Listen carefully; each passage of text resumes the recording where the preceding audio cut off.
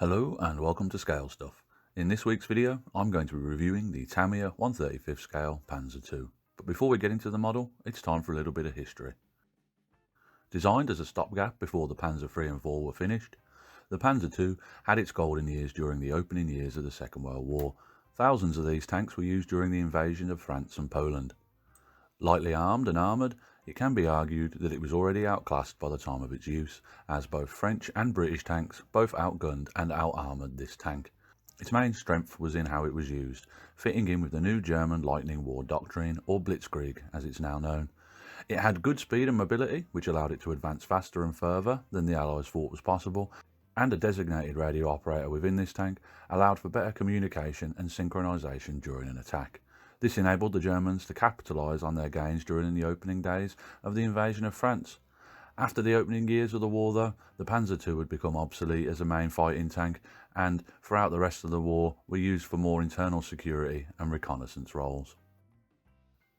Now onto the model. The 1/35 scale Tamiya Panzer II was first released in 1971, so straight away it's going to be dated. A first look at the sprues shows them to be not all that bad for their age though, considering the moulds are over 50 years old at this point. The tank part sprues have minimal flash to clean up, but a little bit of a rough texture on the reverse side and a few ejection ports, but these are fairly light and shouldn't pose any issue. The troop sprues, however, show their age a bit more, and there's quite a bit more flash and seam lines on these that will need to be cleaned up. After building the main Panther with over 1,000 parts in the last video, it feels so strange to open a kit with only 2 small sprues for the tank in it. The tank's built around the standard old-fashioned bathtub design, with all the old markings for fitting a motor into the model.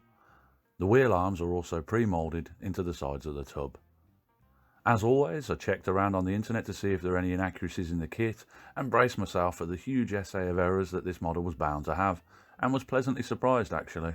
Overall, the model's okay details wise, but it's not a modern model, and it's definitely a sign of the times it was made in. A lot of finer details are simplified, things like turret and winch points, along with latches, catches, stowage boxes and gear, are all dumbed down for the times it was made in. The gun barrels are not very detailed either, and the exhaust muffler doesn't show the holes in it like on the real thing. But apparently, a lot of people buy aftermarket photo etch to add these parts to the model with a bit more detail. The big error in this kit is the suspension. The suspension on the bathtubs is for an F-type tank. The kit comes with the option to build a G-type tank with rear stowage box on the turret, but in doing this version of tank, the suspension will not be right for the model. I also believe the gun's not right for a G-type either. But to be honest, this kit cost me under a tenner. I think I paid £8 for this kit. I wanted a nice casual build to practice some Panzer Grey painting on, and even if the model catches fire during construction, it's not going to break the bank. Now, onto building the model. This model is incredibly simple to build, but it does have a small error in nearly every step to keep you awake during the build. In step 1, I had to look at some reference pics for how the tow bars on the back were positioned. The looped eye-bits sit flat with the top of the hull, so that's something to watch. In step 2, the instructions for the road wheels and rear wheels are the wrong way round, with the wrong picture being shown, but the right part numbers. So this shouldn't really present a problem. It will be pretty damn well apparent which one's which. Also, the 2 main drive wheels have the biggest of the ejection ports on them, and yeah, these will need to be cleaned up. In step 3, inside the top of the turret, there's a little bit of a malform, and this area will need to be sanded down a little in order to get a good fit with the lower turret. In step 4, this side beam thing is marked wrong as well. It only fits the opposite way, and the peg and hole also give this away, so again, not a big problem really. But that's pretty much it for the whole model. It's a really simple build. I think I built this kit in maybe 3 or 4 casual hours at a push. Decals wise, this kit comes with the markings to build 5 versions of this type of tank. 3 of them are Eastern Front tanks and 2 of them are African Front tanks. The decals are quite nice, to be honest. But sadly I misplaced a gluey finger and removed my original turret decals, so the ones shown on my model are replacements and a little bigger than the ones provided in the kit. The paint plan in this model is a bit rubbish, but the decals and simple plan allow for a variety of different camo types to be applied. It would just be nice to know what colours each one's meant to be, as this bit of the kit's in what I assume is Japanese. All the rest of the instructions come with an English version as well, but don't know why they didn't do it with this bit. Figures wise, this kit comes with 5 figures in various poses, one of which is a crewman for the tank and for our troops doing troop things. Sadly, these are all to go with an African tank as they're all wearing shorts, but yeah, I'm just going to paint the turret chap in the European uniform, as no one will see he's wearing shorts when he's in his turret. It'll be like one of them guys at the news desk sitting there wearing the boxer shorts. The figures are definitely very dated though compared to the more recent model offerings I've seen of late.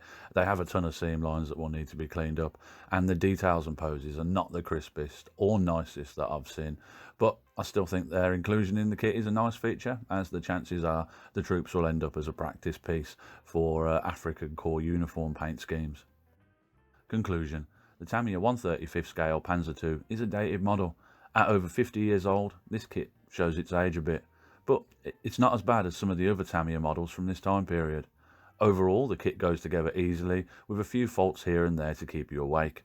The biggest letdown of this kit was the paint guide for me, as even though every other part of the instructions came with an English and Japanese translation, this bit did not, and I had trouble finding out what colours these bits should be in. I still found myself enjoying building this kit though, and if I'm honest, even though this kit is dated, I'm glad it's still doing the rounds, as this is the sort of kit that is perfect for a new model maker or a modeler getting back into the hobby after many years away. Costing under a tenner, this is the sort of kit you could sit down with a grandkid and build in an afternoon. All the little errors along the way, combined with a low part count, will be perfect for teaching the bread and butter skills of modelling to the next generation, like removing seam lines and ejection ports, as well as reading and rereading the instructions. Or it could be used as a refresher course for yourself. I think this kit is also great for more experienced modelers as a paint mule, which was the reason I got hold of this kit to practice German early war grey, as I've not painted an early war grey scheme now in about 20 years. Anyway, that's my review of the Tamiya 1/35 scale Panzer II. As always, thank you for watching, and I hope you found this video helpful if you're planning on building one of these models at home. Until next time, look after yourself and have a good one. Goodbye.